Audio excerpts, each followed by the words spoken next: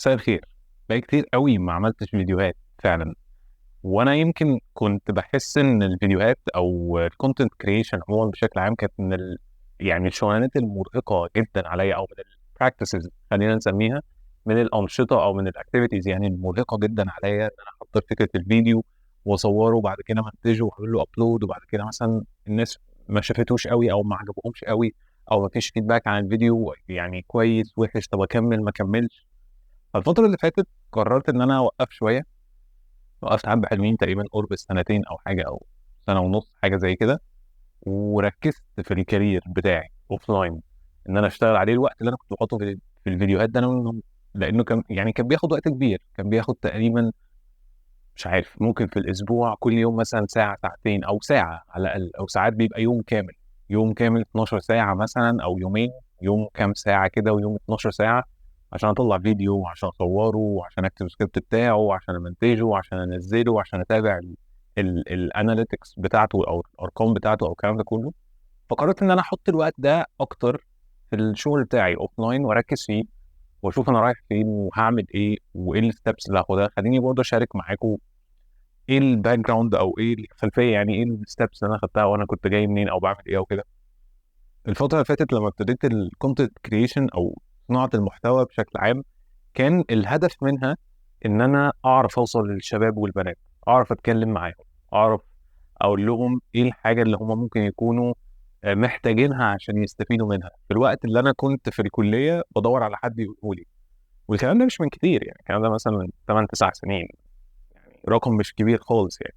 فالوقت ده كنت بحس ان انا ايوه بعدين، يعني اعمل ايه بقى؟ انا محتاج حد يتكلم معايا، محتاج حد يقول لي، محتاج حد ينصحني، محتاج فيديو، محتاج بودكاست. وفي الوقت ده اللي هو 2015 2016 ما كانش لسه انتشر البودكاست بالشكل اللي احنا شايفينه ده دلوقتي.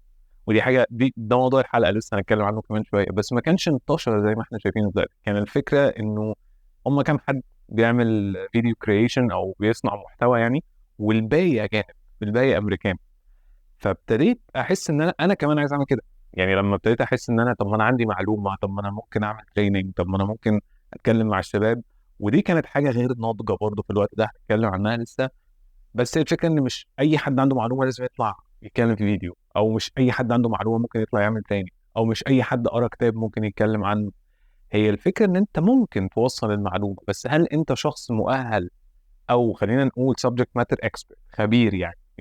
الاكسبريشن ده او المصطلح ده موجود يعني بره، والكلمه نفسها موجوده في السوق، subject matter expert اس ام اي. فهل انت خبير في المجال ده؟ مش شرط. فاكتشفت ان انا ما كنتش خبير يعني. انا كنت بحاول اوصل للشباب، وصلت لشويه كتب، وصلت لشويه بودكاست اجنبي، وصلت لحاجات معينه. مش عارف الصوت واضح ولا لا. لو مش واضح يعني هتست وهحاول اعدله في الفيديوز اللي جايه. ف... فوصلت لمرحله ان انا عايز اتكلم مع الشباب، عايز انزل اشوفهم، عايز انزل تريننج تدريب مثلا او كده، عايز اقف معاهم هنا، عايز اتكلم معاهم هنا. فاسهل طريقه ان انا اعمل ده كانت الفيديوهات. وكان حد نصحني، يعني اشتغلت معاه، كان كوتش نصحني، قال لي لو انت عايز تعمل ده ممكن تتجه لكونتنت كريشن. واكتشفت في المرحله دي انه عشان اعمل كونتنت كريشن احتجت البس رداء مش بتاعي. يعني احتجت اعمل حاجه مش بتاعتي، ان انا مثلا اكون entertaining، انا مش عارف اهزر، مش عارف اضحك، مش عارف اعمل زي الدحيح مثلا. او ان انا اكون بقول افيهات، طب انا خايف من الافيهات تكرنج والناس مش عارف ايه. انا ده اللي انا كنت بفكر فيه ساعتها. يعني دلوقتي انا ممكن اقوله عادي واتس اوكي، هي بالعكس ده انا، يعني ده البيرسونال براندنج بتاعي، ده انا، هو ده انا، دي طبيعتي في الواقع، هو طبيعتي في الفيديوهات، هو طبيعتي مع اصحابي وهكذا. زمان بقى كنتش بعمل كده في الفيديوهات، كان لازم البس رداء مش بتاعي.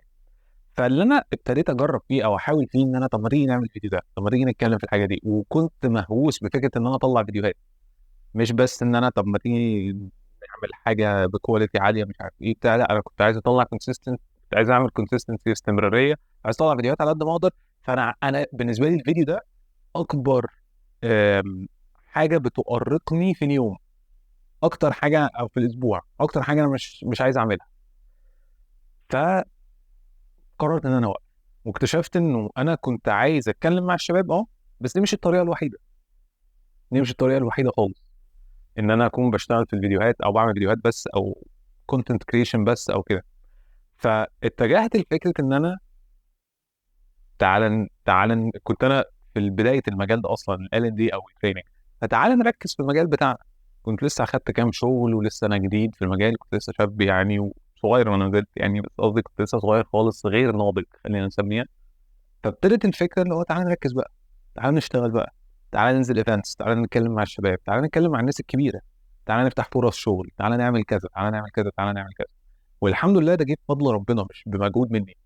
انا سعيد، ودي حاجه برضو اللي احنا كلنا محتاجين نعرفها دلوقتي. انا سعيد وربنا اللي فتح عليا بقى ابواب الخير، يعني هو يفتح لك الشغلانه دي، يفتح لك الكونكشن دي، او الشخص الفلاني ده اللي هيجيب لك شغل كمان سنتين مثلا، يفتح لك مجال رزق هنا عشان خاطر هيجي لك منه فلوس دلوقتي وبعدين هتحس انه انقطع، ايه ده؟ طب هو ربنا غضبان عليا، وتلاقيه بعد 3 4 سنين فتح لك حاجات اكتر، هيفتح لك هنا معرفه، هيفتح لك هنا فرصه، هيفتح لك هنا حاجه تعملها يعني عمل تطوعي مش تاخد منها فلوس، بس هتتعرف عليها، هتتعرف فيها على حد يفتح لك باب رزق كمان 4 سنين 5 سنين. ده اللي حصل معايا بيرسونالي، حاجات لا يتخيلها بشر. وهي دي هو عشان كده انا بقول كده، هو انا ما جبتش اي حاجه من دول بمجهودي، هو انا سعيد وفجاه بلاقي ربنا كده بيجيب لي، بيهيئ لي الاسباب، بيجيب لي الاسباب لحد عندي. فلقيت ان انا السنه اللي فاتت الحمد لله، يعني الحمد لله بفضل من ربنا برضو عملت ده. اتكلمت مع شباب كتير، واتكلمت مع بنات كتير، واتكلمت مع ستودنتس طلاب، واتكلمت مع ناس عايزه تستفيد، واتكلمت مع ناس في تريننجز، واتكلمت مع ناس في وان اون وان سيشنز، واتكلمت مع ناس في ايفنتس، واتكلمت واديت ستيج توكس، وعملت كذا وعملت كذا وعملت كذا. ف ات كود بي دون، يعني انا عملتها. فاللي خلاني بقى ابتدي افكر انه طب انا الحمد لله عملت ده، اشتغلت على نفسي. برضو انا الباك جراوند بتاعتي او الخبره بتاعتي، انا كارير كوتش، يعني خدت الكوتشنج سيرتيفيكت بتاعتي، وبشتغل في التدريب دلوقتي في ال&D او في الليرنينج اند ديفلوبمنت. فده سمح لي كتير ان انا اتكلم مع الشباب والبنات، وسمح لي ان انا اكون في ايفنتس، سمح لي ان انا اكون في وسطهم، وسمح لي ان هم يسمعوني، وان انا اشارك خبرتي معاهم واسمع منهم، وانا كمان بستفيد. واقعد افكر طب الشاب ده قال كذا عشان كذا، شاب البنت دي قالت كذا عشان كذا، اقعد افكر وريسيرش واجيب المعلومه، وابقى مستعد مثلا لو قابلت ده في تريننج تاني، او السؤال ده او الشخص ده بعينه في حته تانيه. والحمد لله وصلت لرقم كبير قوي، ازعم يعني ان السنه اللي فاتت قدرت اساعد اكتر من 700 او 800 ولد وبنت على مدار السنه كلها، شباب بمختلف الاعمار، في تريننجز وايفنتس وحاجات زي اللي احنا قلنا عليها. فالسنه دي قررت ان انا اول 6 شهور في السنه عادي كنت بعمل كده زي ما انا، وكان في شويه بنقل من شغل وبجرب حاجه جديده وبعمل كذا ومش عارف ايه، لسه الدنيا مش مستقره قوي يعني. فالسنه دي قررت ان انا طب انا دلوقتي بقى عايز فعلا ارجع، وعايز اتكلم مع الشباب، بس عايز اكون انا، يعني عايز اقعد اتكلم معاهم زي ما انا قاعد بتكلم معاكم دلوقتي. تلاحظوا ان انا يعني حاسس ان انا اون فري، او انا حر، لان الفيديو ده مش سكريبتد حتى، مش متمنتج، هو زي ما هيطلع كده زي ما هيتحط. فمش هتلاقوا اي حاجه مقصوصه، مش هتلاقوا اي حاجه محطوطه، لان انا فعلا بتكلم بيسموها يعني الاكسبريشن او مصطلح بالانجلش اون ذا توب اوف ماي مايند، اللي بيجي في دماغي بتكلم معاكم يعني. فالفكره من ده انه قررت ان انا عايز ارجع، عايز اتكلم مع الشباب تاني، عايز اتكلم مع الناس اللي محتاجه تستفيد، عايز ابتدي ارجع تاني اعمل فيديوهات قصص امل. كانت من اكتر السلاسل اللي انا بحبها جدا، كنت بعشق السلسله دي، لان السلسله دي في وقت ما فعلا ايام الكليه بعتذر في وقت ما ايام الكليه غيرت حياتي، يعني غيرت حياتي بجد. لما انا كنت بقعد اتابع قصص الناس الناجحه دي، معلش ثانيه واحده عشان صوتي في حاجه لما انا كنت بقعد اتابع قصص الناس الناجحه دي، واشوف هم بيعملوا ايه، واشتغلوا على ايه، واشتغلوا على نفسهم ازاي، وازاي حد كانت حياته تبان انها خلاص انتهت، وده اتدمر، الشخص ده مش هيرجع يقف تاني، والشخص ده قالوا عليه فاشل، والشخص ده كان دراج ادكت او كان مدمن مخدرات، والشخص ده راح اتعالج في مصحه، والشخص ده خسر كل فلوسه. معلش انا بعتذر ثانيه عند دي بقى، هضطر اوصفه مونتاج. هو ده صوتي بيحصل فيه كده بسبب التريننج، كتر التريننجز اللي بقعد اديها ساعات في اليوم، ممكن يبقى عندي كذا يعني تريننج الصبح وتريننج بعده او حاجات زي كده. ف... فصوتي بقى يروح ايزي يعني. المهم كنت بقول لكم انه القصص امل دي كانت من اكتر الحاجات اللي غيرت شخصيتي انا حتى في الكليه، لان انا في الكليه كنت حاسس كده زي ما شباب كتير حاسين بكده دلوقتي. يعني انا متخيل ده، اللي هو انا تايه، انا متخبط، انا مش عارف اخد انهي ستيبس، انا مش عارف اخد انهي مجال، انا مش عارف اعمل ايه في حياتي، انا مش عارف، انا مش عارفه، انا مش عارف، انا مش عارفه. فابتديت احس ان انا كمان سبيشال ان انا كنت دخلت الكليه وانا مش حاسس ان دي الحاجه اللي انا عايز اعملها في حياتي. انا كنت شاطر شويه الحمد لله الى حد ما، يعني كنت بذاكر ثانويه عامه، فدخلت كليه هندسه. فاكتشفت في اول ترم ان دي مش الحاجه اللي انا عايز اكمل فيها بقيه حياتي اطلاقا، بل بالعكس، ده انا لو عملت كده هبقى اكتر بني ادم بائس، مش تعيس، بائس، ما عندوش امل، حياته فاضيه في الحياه.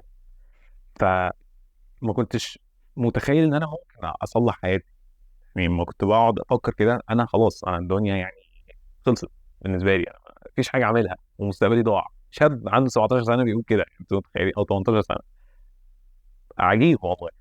المهم، فابتديت اتابع قصص امل دي واي واز انسبايرد بيها، وابتديت اشوف قصص الناس الناجحه ومين عمل ايه، والشخص اللي كان، والست مثلا اللي جوزها توفى وهي صغيره وبقت كاتبه على مستوى العالم، ومين اترفد من المدرسه، ومين قالوا له انت عمرك ما هتبقى ناجح، ومين لو كان بيلعب سبورتس او رياضه معينه الكوتش مشاه قال له انت ما فيش منك امل، وبس رجع تاني خد بطوله العالم. الحاجات دي كلها كانت بتخليني كده اقعد افكر، هو ده بجد؟ هو ده ممكن يحصل فعلا؟ هو ممكن حد فعلا يعمل كده؟ طب يعني طب يعمل كده ازاي؟ طب لو انا مثلا انا هحط نفسي مكانه دلوقتي، لو انا شخص زي ما انا كنت بقول لكم في موضوع الكليه وكده، حاسس ان انا متخبط مثلا، او مش عارف، او يائس او بائس او ايا كان، طب اعمل كده ازاي؟ يعني ازاي ممكن كمان فتره اقول ان انا الحمد لله بقيت احسن؟ فاكتشفت ان في مقومات معينه، يعني في حاجات معينه انت المفروض تشتغل على نفسك فيها على حسب كل مجال. بس لو هنتكلم بشكل جينيريك، انت محتاج تبقى يعني بتاخد خطوات، تسعى، دي اول حاجه.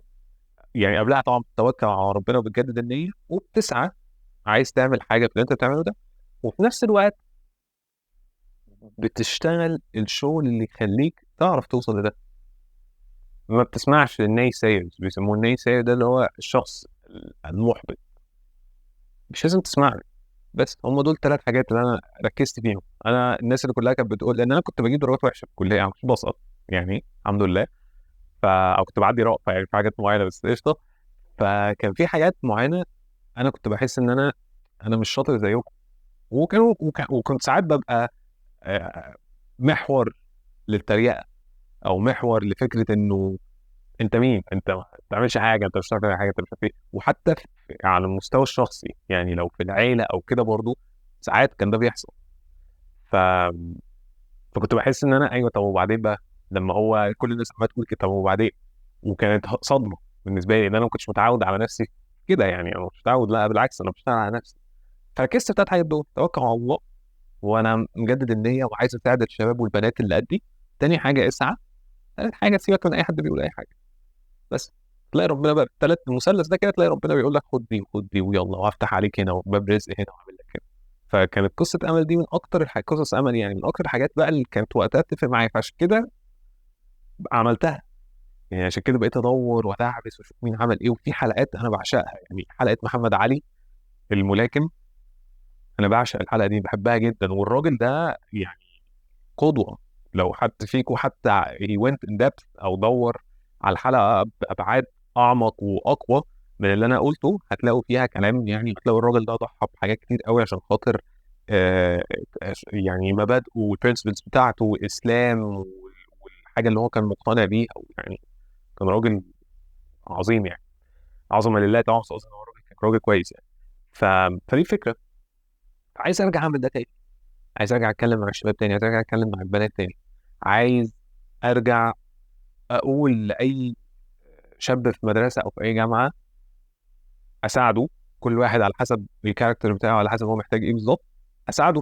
تعالى نوصل لبر الامان، تعالى في شط امان هناك كده، تعالى نوصل له، هنتعب شويه، نبذل مجهود شويه، هنقعد لنا 3 4 5 سنين، بس تعالى نساعد بعض. يعني تعالى خليني اساعدك وانت ساعد نفسك، تعالى نوصل هناك. فده اللي خلاني ارجع تاني لفكره اعمل بودكاست، لان انا الحمد لله خلاص في الاوف لاين، في التريننج، في الحته دي بقيت اعملها الحمد لله كويس، فضل من ربنا برضه. فعايز بقى اركز في الاونلاين، عايز اعمل بودكاست، عايز ارجع اعمل فيديوهات، عايز اتكلم مع الشباب، عايز اتكلم مع الناس اللي هي المحبطه، عايز اتكلم مع الناس اللي حاسه ان البلد اقتصادها واقع، عايز اتكلم مع الناس اللي حاسه ان مفيش امل، عايز اتكلم مع الناس اللي حاسه ان التعليم رايح في داهيه، عايز اتكلم مع الناس اللي حاسه ان مفيش شغل، عايز اتكلم مع الناس اللي مش عارفه تلاقي دورات تدريبيه او انترنشيبس او حاجات زي كده. عايز اتكلم مع الناس دي كلها. تعالوا اقول لكم في حاجات تتعمل.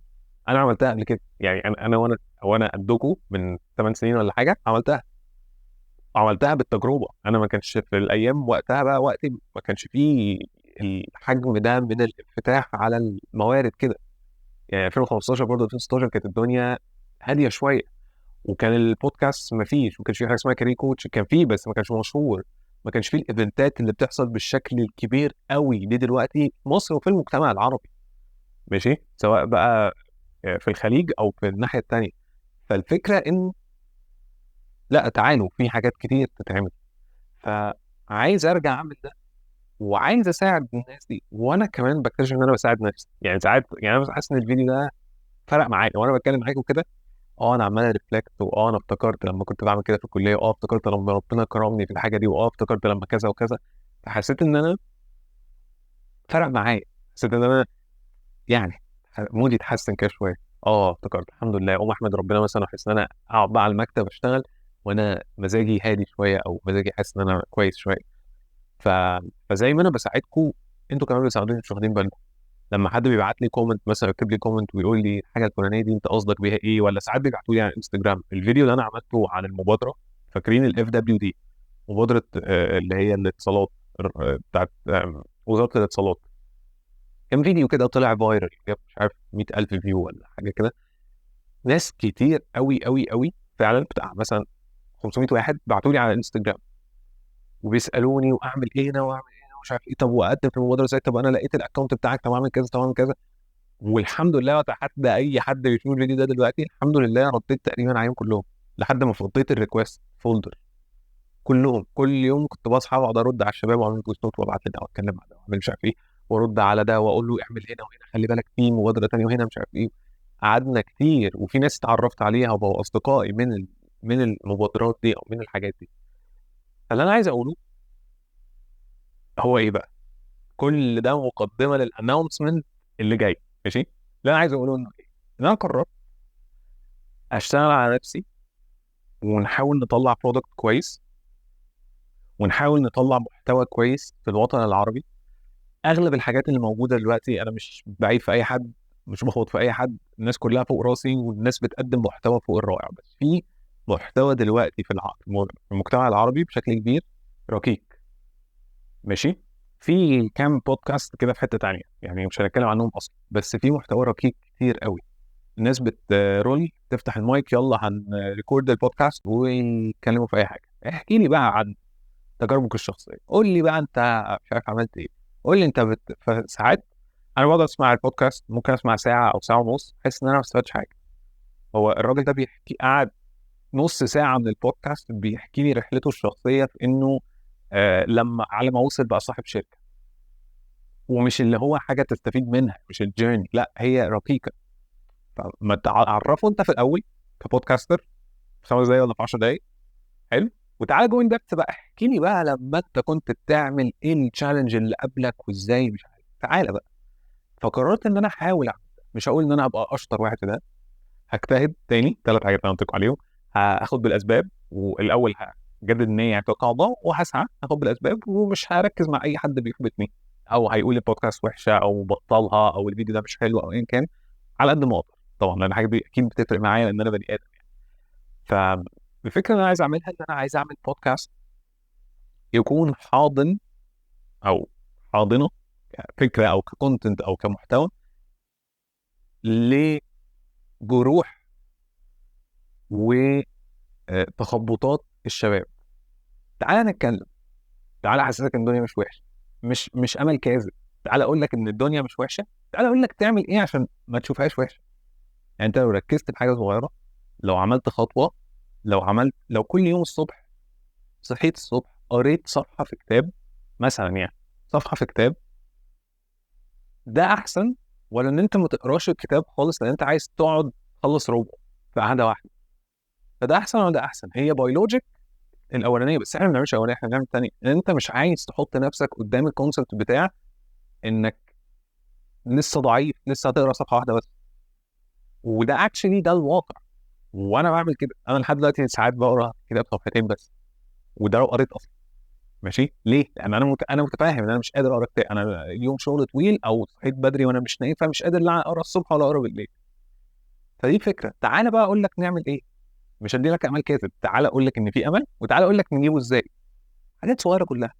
فالصغير ده مع الصغير ده مع الصغير ده، عارفين الجراف بتاع، هو الناس اللي في هندسه هتبقى عارفين، اللي هو الاكسبوننشال جروث، اللي هو لو انت عندك حاجه بتنمو، يعني مثلا ده كده اكس وده واي او س وصاد، فالحاجه بتنمو كده. هو لا، الاكسبوننشال ده بينمو العكس، يعني مش بالشكل ده قوي، بيفضل ثابت شويه ويعلى حته صغيره حته صغيره حته صغيره لحد ما يعلى مره واحده فجاه. يبقى في اسمها تيبنج بوينت او هيتنج بوينت، اللي هي نقطه الانطلاق. فانت هتلاقي نفسك بتعمل كده بتعمل كده بتعمل كده لحد ما فجاه، ايه ده انا حياتي كويسه. شيء مش كويسه اللي هو يعني قاعد في اليخت في اليونان، بس قصدي يعني ان انت عارف تعتدل في الجوانب بتاعت حياتك وعرفت تركز فيها. فالبودكاست هيكون فكرته كده ان شاء الله. في حلقات هعملها لوحدي هنا في الاوضه في السيت اب، في حلقات ممكن اعملها في سيت اب تاني في حتت مختلفه في المكتب، لو سافرت مثلا فانا محتاج اصور بودكاست اصور هناك، هنعمل ده. وفي حلقات هنعملها في استوديو، انا باجر استوديو بره، ان انا مش هعرف استضيف حد هنا لسه، ولسه ما عنديش الامكانيات ان انا ابني الاستوديو بتاعي. فعشان كده برضو هحتاج مساعدتكم في ان انتوا تشاروا البودكاست دي، تعملوا عليها سبسكرايب، تعملوا عليها لايك، تشاركوها مع بقيه اصدقائكم، لان ده بيكبر البلاتفورم. ولما يكبر البلاتفورم هنعرف نستضيف ناس ليهم ثقل اكبر من اي حد تاني، او ناس معينه انتوا عايزينهم. وفي نفس الوقت هنعرف نستخدم الامكانيات بتاعتنا. عندنا البودكاست بتاعنا نعرف نصور براحتنا، نعرف نشتغل براحتنا، نعمل بودكاست واثنين وثلاثة، وننزل كونتنت أسرع وأحسن، ونعمل شورت، ونعمل يوتيوب، ونعمل على انستجرام، ونعمل حلقات تانية، ونعمل حلقات مش بودكاست بس، ويبقى معانا تيم وديزاينرز.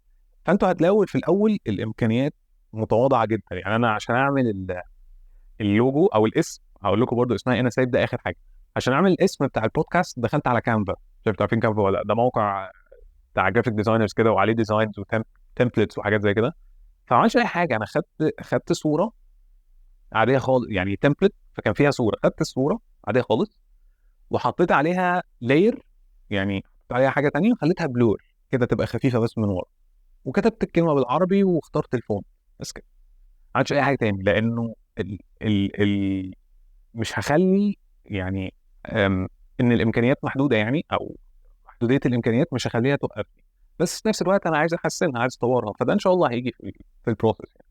طيب اسم البودكاست ايه بقى؟ عشان دي اكتر حاجه خدت مني وقت وتفكير ومجهود. وكانت بالليل ساعات وانا نايم مثلا الساعه 1 2 بالليل كده لسه مش عارف انام، اقعد افتح امسك الموبايل واقعد ريسيرش واقعد طب اعمل ايه، طب اسميها ايه، طب وافتح شات جي بي تي واكتب له برومبت قد كده واقول له انا عايز اسم ال 10 اسامي البودكاست، هتكون بتتكلم عن كذا وكذا وكذا وكذا، بتتكلم مع الشباب كذا وكذا وكذا وكذا، في سن كذا، في البلاد العربيه مش عارف ايه، في المحتوى الفلاني واحد اتنين تلاته، واكتب له برومبت ويرشح لي بقى حاجات. مفيش اي حاجه من الحاجات دي كانت بتاعتي. لحد ما في مره وانا قاعد جت في دماغي كلمه. عارفين الحديث بتاع الرسول عليه الصلاه والسلام، اذا قامت الساعه وفي يد احدكم فسيله في يد احدكم فسيله فليغرسها، او ان استطاع ان يغرسها فليغرسها، او في روايه فليفعل. فالحديث ده وقع قدامي ساعتها، وكان عارفين الكلمه بيسموها مايند بلوينج، اللي هو اوف، ايه ده؟ لان انا مقتنع بالحديث ده من زمان. يعني هو انا مقتنع بيه من ايام ما فاكرين لما قلت لكم الثلاث حاجات، توكل واسعى وما تبصش الناس بتقول ايه، هي انا مقتنع بيها من وقت السعي ده من زمان، من وانا في الكليه. اللي هو ايه بقى؟ اللي هو ليه يا رسول الله، يا رسول الله، لو القيامه بتقوم وفي ايدي فسيله، عارفين الفسيله دي بذره ايه؟ بذره النخله. يعني هي ما قالش بذره برضه، لان بذره الشجره ممكن تطلع اسرع كام شهر وتطلع. بذره النخله الفسيله دي يعني تاخد سنين، تاخد 3 سنين 4 سنين 5 سنين 10 سنين عشان تثمر بلح بقى وتطلع ومش عارف إيه. تاخد خلاص، والساعه بتقوم ايه يعني، احنا خلاص احنا كده شكرا. ماشي. فلما قعدت لما جه في دماغي تاني قعدت افكر في الحديث ده، يعني ابغى اول مره، رغم ان انا مقتنع بيه وبعمل بيه، بس عارفين كده لما تلاقي ايه ده وانا اول مره اسمعه ولا ايه، اول مره يدخل جواك اول مره يلبس حته فيكم، كأن سبحان الله، ما اعرفش كده بقول لكم، هو ده التوفيق بقى، ده ربنا. كأن سبحان الله وربنا هيأني ان انا اسمعه ساعتها، وعادي عادي عادي لحد ما جه في دماغي دلوقتي ايه ده، انا اول مره اسمعه ولا ايه، وفرق بقى معاك. يعني كل المعلومات اللي انا قلت لك انا عارفها من بدري. فهو البودكاست الاسم بتاعها تم يعني الاستيحاء بتاعه من هنا، فليغرسها. وهي دي الفكره، هو ده الاسم، فليغرسها. اسم تقيل، يعني اسم اللي هو مش اي حد يسمعه، ايه ده بجد يعني ايه. وده المقصود، هو مش مقصود انه يبقى تقيل، بس هو ده المقصود، انه خليك تفكر هو يعني ايه، يعني ايه فليغرسها. عشان الحديث ولما صح. وده الغايه او البيربز اصلا بتاع البودكاست. كل اللي انا بحكي لكم عنه بقالي مثلا مش عارف الفيديو وصل كام دقيقه دلوقتي، فين، قرب النص ساعه او حاجه. كل اللي انا بحكي لكم عنه في الحبه اللي فاتوا دول كلهم، هي دي الفكره، ان انا عايز اساعدك، واساعد الشاب ده، واساعد الناس دي، واساعد الجروب ده، واساعد المجموعه دي، واساعد دول، واساعد دول، واساعد دول. تعالوا نساعد بعض كلنا، نبقى احسن في مجتمعنا العربي. لان احنا من غير يعني ما نجمل اي حاجه، احنا بعدنا كتير كتير، ورجعنا لورا كتير كتير. يعني مش خلينا من يعني خلينا اول طريق حل المشكله ان انت تعترف ان في مشكله، انا اعترف بقى بده. فتعالوا بقى نساعد بعض. يعني تعالى نلحق الطريق اللي احنا آه وقعنا فيه ده، والناس كلها سبقتنا. تعالى نقوم نقف تاني ونحاول. ثلاثة أربعة بيحاولوا مع بعض، وثلاثة أربعة، ثلاثة أربعة، تعالوا بقى نجمع كلنا على قد ما نقدر. فده كان الفكرة بتاعت البودكاست، فليغرسها. تعالى، لأن هو الحديث أصلا بينم أو بيحث، يعني بيحث على فكرة الإعمار في الأرض. إن أنت تعمر الأرض اللي أنت فيها. تعمرها مش بس تروح تزرع، ماشي، تزرع دي حاجة، تصنع دي حاجة، تنتج دي حاجة، إن أنت تكون بتشتغل. الآية اللي هي ما خلقت الجن والإنس إلا ليعبدون، في علماء بتقول إن العبادة هنا مش بس عبادة صلاة وصوم وزكاة وأقف أصلي طول اليوم، صح؟ العبادة هنا عبادة الطاعة. إن ربنا قال لك ابعد عن ده حرام، ابعد. قال لك ده حلال، واعمله وصوم وتصدق واعمل، بس هي دي العبادة. فالعمل جزء من العبادة. فاهمين قصدي؟ لما واحد دخل على الرسول والصحابة لما كانوا قاعدين، كان حد كده مفتول العضلات والبنيان بتاعه كبير وبتاع، ف... فبيقولوا له يعني يا ريت لو كان ده بيسعى في سبيل الله، بيجاهد يعني بيحارب، ماشي. فقال لهم لو هو بيشتغل عشان يكف نفسه ويكف اهله، فهو في سبيل الله، خلاص هو ده كده بيجاهد، ده الجهاد بتاعه. فانت كده كده هتشتغل، وانت كده كده هتشتغلي، وانت كده كده هيطلع عينك، وهتنزل وهترجع وتقعد تشتغل 12 ساعه ومش عارف ايه. وعلى قد ما نقدر نحاول نقلل ده برضه عشان ده مرهق قوي. بس مثلا يعني، فانت كده كده اشتغل، ليه بقى ما تجددش ان هي كده كده؟ يعني يا رب انا هشتغل عشان تكرمني وتحسن حياتي، وعشان دي العباده اللي انت امرتني بيها. ترجع بقى من يوم الشغل ده، كل ذره في جسمك تعبانه بتاخد عليها اجر، كل خطوه خدتها في الشغل بتاخد عليها اجر. وانت بتشتغل شايف ربنا في شغل، انا مش هعمل كده، انا مش هغلط، انا مش هسرق، انا مش هعمل حاجه غلط، انا مش هكروت الشغل، انا مش هعمل مش عارف ايه. فانت شايف ربنا في كل حاجه، فكل حاجه من دول تاخد عليها اجر، تاخد فلوس اخر الشهر. والفلوس هتخلص، الاجر مش هيخلص. تيجي تيجي في يوم القيامه تلاقي عندك جبال حسنات. كل ده ليه؟ عشان انت بس جددت النيه وانت بتشتغل. فتعالوا نجدد مع بعض النيه في البودكاست دي. يعني هي دي الفكره بتاعتي، يعني هي كلها جت من كل دول مربطين ببعض. انه مثلا بدخل تريننج بحاول اجدد النيه على قد ما اقدر، ساعات بنسى، ساعات الشيطان بياخدني، ساعات كده. بس يا رب انا هنا واقف في التريننج ده، بعمل البودكاست دي، بعمل كوتشنج سيشن دي، بدي التوك ده، بتكلم مع الشباب دول، بعمل اي حاجه عشان خاطر اعمر في الارض زي ما انت امرتنا. وزي ما انت قلت ان احنا آه نعمر ونعمر كمان احياها كانما احيا الناس جميعا، ماشي، كانك احييت الدنيا كلها. فهي دي الفكره، انه فليغرسها. اسم قوي، انا عارف قوي ده اللي هو مش اي حد لسانه هيجي عليه.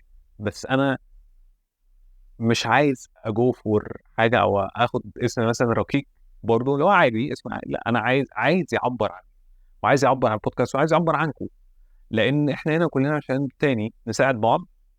والفكره من ده ان ممكن، الله اعلم، كمان 3 4 5 سنين تبقى البودكاست دي من اكبر البودكاست الموجوده، والشباب اللي فيها بتستفيد، ونعمل كوميونتي. انا عندي طموح كبير، يعني عندي بلان وحاطط مايلستونز. ولو انتوا بصيتوا في البيج بورد اللي ورا دي هتلاقوا في ورق متعلق وفي حاجات، يعني في هنا ورق متعلق وفي هنا ورقه برضه فيها حاجات. دي كلها بلان. تقعد تجيلي وانا قاعد بشتغل مثلا او بعمل حاجه على المكتب وكده، وشادد ورقه، انا عايز اعمل كده، عايز اعمل كده، عايز أعمل كده. النوت بوك اللي فوق دي اللي هي عليها محمد علي برضه، مش عارف باينه ولا لا، فيها كميه بلانز، فيها كميه خطط للحاجات اللي انا عايز اعملها في البودكاست وفي البروجكتس مع الشباب وفي الكذا وفي التريننجز بتاعتي وفي المحتوى بتاعي، حاجات كتير. بس انا لسه ببتدي ومحتاج مساعدتكم طبعا. يعني انتوا راس مالي، انتوا والمكتب اللي ورا ده، بس مش اي حاجه تاني. فتوفيق ربنا طبعا يعني. فهنبتدي واحده واحده، يعني هنبتدي بامكانيات بسيطه، في مايك بسيط، مش عارف الصوت هيبقى واضح فيها اصلا ولا لا، خلينا نجرب نساعد بعض. هحتاج الفيدباك بتاعكم، وهحتاجكم تبعتوا لي كومنتس، هحتاجكم تبعتوا لي على الميل، تبعتوا لي على انستجرام، قولوا لي لا ده وحش، ده غلط، ده ما عجبنيش ان انت قلته، وحاول تطلع تقول إيه وجهة نظرك الاصح يعني، او اللي انت كنت تقصده. هنا هات بعتذر، هنا هات الشخص الفلاني، هنا اعمل كذا، هنا ما تعملش كذا. هحتاج ده، يعني هحتاج استفيد من وجهة نظركم. انتوا شايفين الرحله دي بتاعتنا ماشيه ازاي، لحد ما ان شاء الله يعني ابتدينا دلوقتي بموبايل ومايك، جبته اونلاين تقريبا ب 500 جنيه حاجه كده يعني، ماشي. والمكتب اللي ورايا ده عندي من بدري، ده الهوم اوفيس بتاعي. هنبتدي بالثلاث حاجات دول لحد ما ان شاء الله يعني يبقى عارفين الاوفيس او السيت اب بتاعنا، ونعمل ايفنتس ونعمل تريننجز ونعمل مبادرات ونعمل دايركشنز ونعمل اونلاين كورسز، وممكن نعمل اي بوكس ونعمل كل حاجه. ولا انا مش عارف اعملها لوحدي. فهحتاج طبعا الدعم بتاعكم، وهحتاجكم تشيروا البودكاست دي مع حد لو انتوا استفدتوا منها. الحلقه اللي جايه بقى، الحلقه اللي جايه يعني صورناها خلاص، ان شاء الله هتنزل مثلا في خلال كام يوم يعني، وهنتكلم فيها في حاجات ريليتد بالكارير. وعايزكم تقولوا لي برضه انتوا عايزيننا نتكلم على ايه، يعني عايزين الضيف اللي جاي يجي يتكلم على ايه، عايزين حاجه في دايركشن معين، عايزين انسايتس او يعني خواطر او معلومات، او عايزين استفاده في انهي مجال من مجالات الحياه، كارير، بيرسونال، دين، علم، مش عارف ايه. كل الحاجات دي هتفرق معانا، لان انتوا في الاخر العملاء بتوعي. فانا عايز البي احتياجكم، وعايز نوصل لفكره ان احنا فعلا بنيجي هنا بنستفيد، بنتعلم حاجه، ما نبقاش بس اللي هو انا بعمله فور ذا كوميرشال بيربز. يعني مش راح اجيب حد مشهور، الحمد لله الحمد لله، يعني في ناس في النتورك بتاعتي او انا اعرفهم ليهم ويت وليهم ارقام على السوشيال ميديا فانا لو كلمت حد فيهم يعني مش هيتاخر ان شاء الله. بس انا مش عايز اعمل ده، يعني انا مش عايز اقول فور ذا كوميرشال ده اللي هو التجاري. تعال نجيب فلان مشهور، تعال نجيب فلان بيعمل مشاكل على السوشيال ميديا فطالع ترند، تعال نجيب فلان مش عارف ايه، تعال نجيب فلان ايه، تعال نجيب فلان ايه. فعمل ثلاث اربع حلقات كده فيها الناس دي، وشويه شورتس على على تيك توك وانستجرام، واحنا ملنكين الاكونتات ببعض، خلاص البودكاست اتعرف. ده سهل، ده سهل قوي، يعني ده سهل قوي يتعمل، ماشي. بس انا مش عايز اعمل كده، يعني مش حاسس ان دي الاستفاده اللي انا بدور عليها. فانا عايز ثلاث حاجات انا قلت لكم عليهم. اول حاجه التوكل والنيه، عايز اصدق ربنا، يعني انا عايز اقول انا فعلا بعمل ده عشان خاطر الناس تستفيد، مش عشان بيرسونال جلوري، يعني مش عشان انا البودكاست بتاعي يكبر، لا عشان الناس تستفيد. فان تصدق الله يصدق. يعني ده كان في برضه حديث صحابي، فالرسول بيقول له ان احنا بعد الحرب يعني هنقسم الغنيمه. قال له لا والله يا رسول الله ما اتبعتك لهذا قط، لدرهم او لدينار أو حاجه زي كده، اتبعتك لسهم ها هنا. يعني انا عايز اموت شهيد في سبيل الله بسهم هنا، ماشي. خلصوا المعركه وبيدور عليه لقاه ميت بسهم هنا في رقبته وزوره. فهو يعني هو ده الفكره، ان تصدق الله يصدق. يعني انت فعلا لو عايز حاجه وصادق فيها، صادق ان انت تقوم تصلي الفجر، صادق ان انت عايز تتصدق ومن غير ما حد يعرف، صادق ان انت تبر اهلك، صادق ان انت تشتغل شغل كويس، صادق ان انت تطلع نتيجه محترمه، صادق ان انت تفيد الشباب، صادق ان انت تعمل كذا ايا كان، صادق ان انت مثلا اي حاجه، هتعمل بيزنس عشان تحسن من مستواك ومستوى اهلك وعيالك، اي حاجه. ان تصدق الله يصدق. يعني انت لو صادق في الحاجه اللي انت بتعملها او اللي انت عايز تعملها، فانا عايز اعمل ده ان شاء الله يعني. فمش عايز احيد، على قد ما اقدر احاول اركز واصدق ربنا واعمل الحاجه اللي انا فعلا مقتنع بيها.